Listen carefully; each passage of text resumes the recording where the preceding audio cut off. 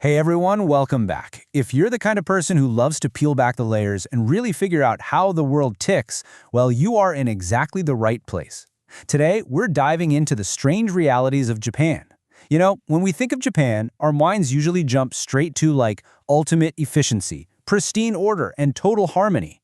But what actually happens when we look at the raw data and the real reports coming out of the country? What happens when we scratch past that perfect top layer? Well, as we're about to see, there's a whole other kind of unsettling reality hiding right in plain sight. Let's get right into it. Okay, let's dive into this first major contrast. Globally, Japan is widely expected to be, literally, one of the safest countries on Earth. And hey, for the most part, the data absolutely backs that up. We're talking about a nation that is rightfully celebrated for incredibly low violent crime rates and just impeccable public order. But hiding just beneath that flawless reputation are some realities that are, frankly, profoundly weird, highly unsettling, and totally opposite to everything we assume. What we're unpacking today is how a society can hold this pristine reputation for safety while simultaneously harboring a reality that just defies logic. We're going to look at petty crime that makes zero sense to an outsider, institutional rules that have drawn some heavy criticism, and a level of societal isolation that is, honestly, deeply sobering. This whole paradox is exactly what we're tackling today. And this data brilliantly illustrates exactly what I mean by defying logic.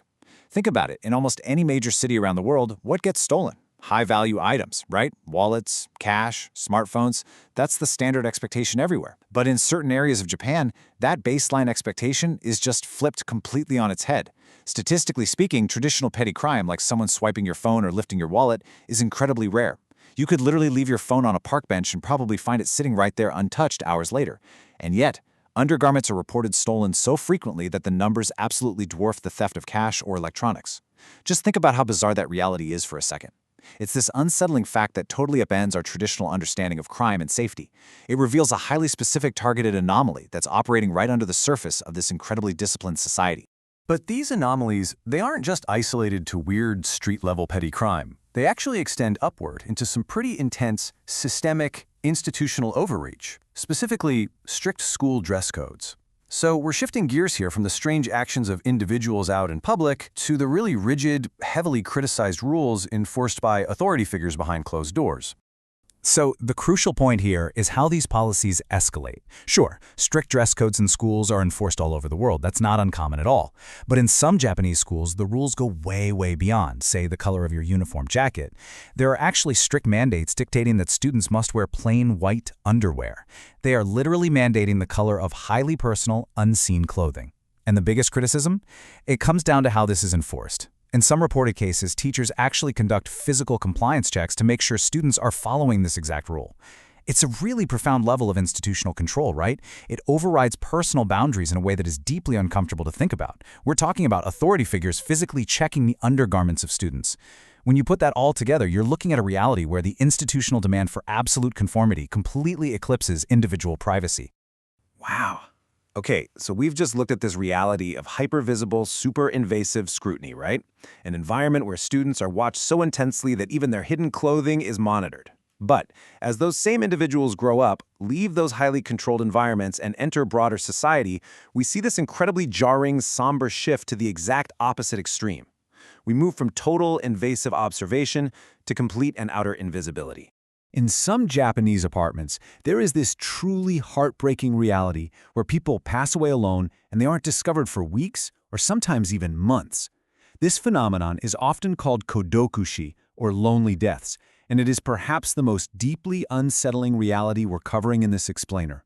Think about it. Despite living in a super densely populated society right in the middle of one of the safest countries on Earth, there is this profound, tragic epidemic of isolation.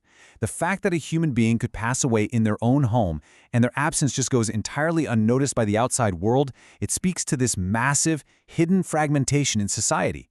It highlights a culture where for a lot of people, community ties have completely frayed, leaving vulnerable folks entirely disconnected from any kind of support network.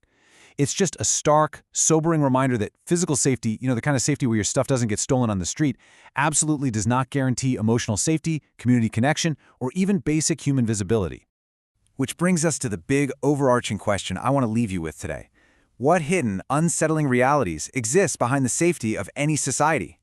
Today, we've broken down some very specific anomalies.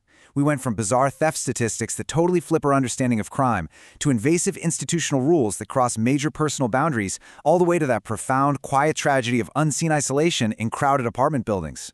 Really, this explainer is a framework for how we look at the world.